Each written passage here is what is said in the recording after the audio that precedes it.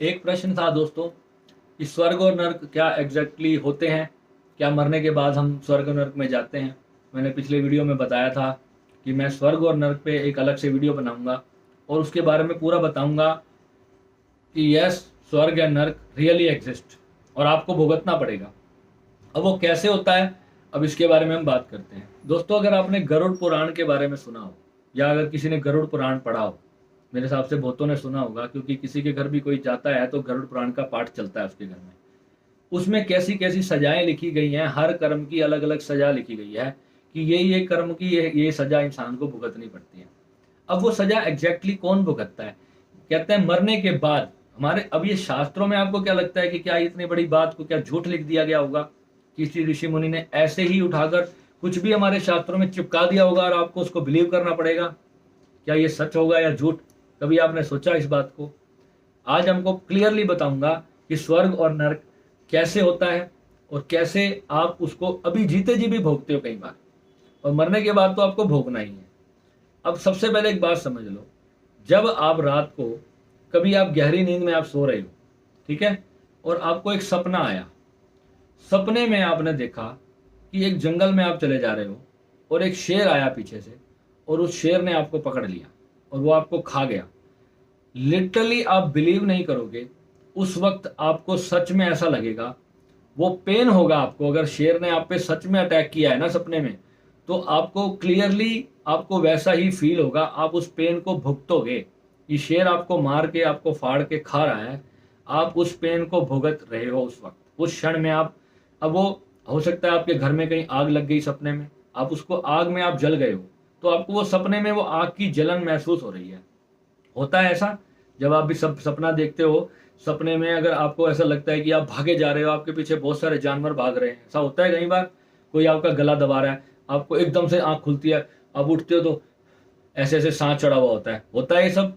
हर किसी को अलग अलग सपने आते होंगे, और किसी को ऐसा भी सपना आता है कि वो अमेरिका में घूम रहा है, बहुत वहाँ पे बहुत अच्छा खाना खा रहा है, बहुत अच्छे होटल में वो रुका हुआ है, बहुत अच्छे पहाड़ों में ठंडी हवा में बैठा है। ऐसा सुंदर सपना भी आता है, परियों के साथ वो रासलीला कर रहा है, बट एवर कुछ भी आप सोच लो, वो भी सपने आते हैं। अच्छे सपने भी आते हैं और बुरे सपने भी आते हैं सभी को।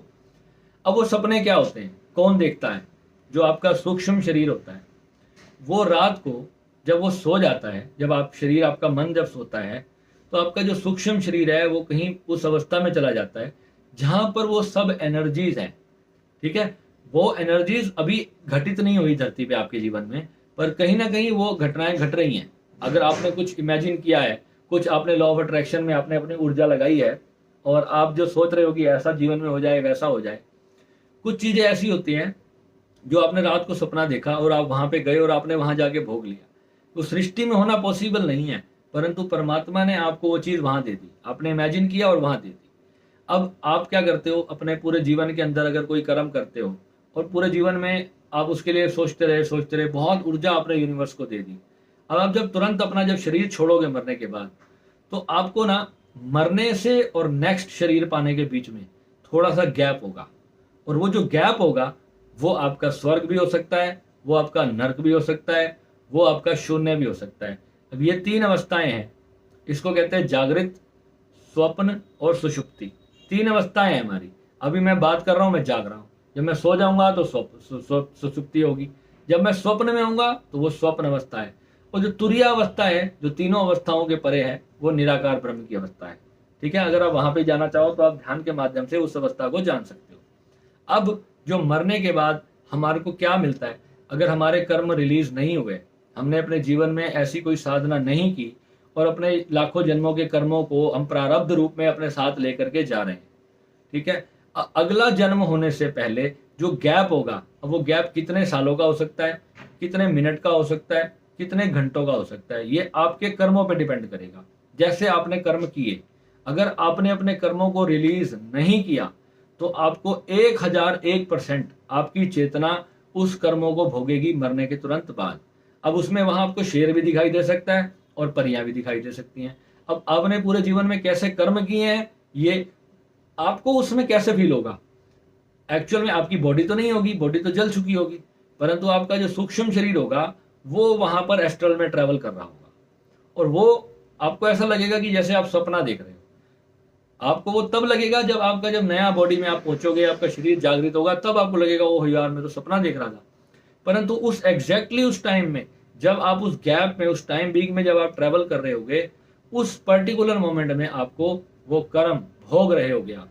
वो आपको कढ़ाई में तलना भी हो सकता है, वो आपको जो है एक बहुत सुंदर स्विट्जरलैंड में भी हो सकता है। वो आपका स्वर्ग और नरक वो आपका डिपेंड करता है।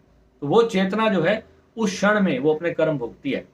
और ये प्रमाणित बात है। अगर आप अपने आउट ऑफ बॉडी जाओगे ना तो उसके अंदर आपको ये सारी चीजें पहले अनुभव होती हैं, और ये कर्म आपके रिलीज होते हैं, उसके बाद आपको जो है प्रॉपर शून्य का अनुभव होता है। उससे पहले शून्य का अनुभव नहीं होता।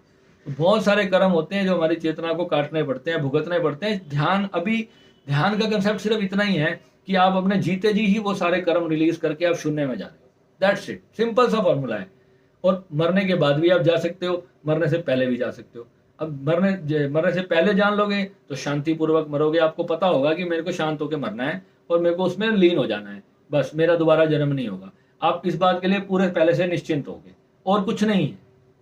अब क्या मिलेगा, परमात्मा मिलेगा, क्या मिलेगा, वो सब अनुभव की चीजें हैं। वो यहाँ पर बताई नहीं जा सकती, कोई किसी को दे नहीं सकता। इशारा भर किया जा सकता है। सभी गुरुओं ने यही कहा कि हम सिर्फ एक छोटा सा इशारा दे सकते हैं उसके प्रति। आप इशारा समझ जाओगे तो बहुत बढ़िया लक्की इंसान हो, नहीं समझोगे तो भाई पूरा जीवन चल ही रहा है, सब खिचड़ी पक रही है, दाल रोटी चल रही है सबकी, और चलन दो। नमः शिवाय।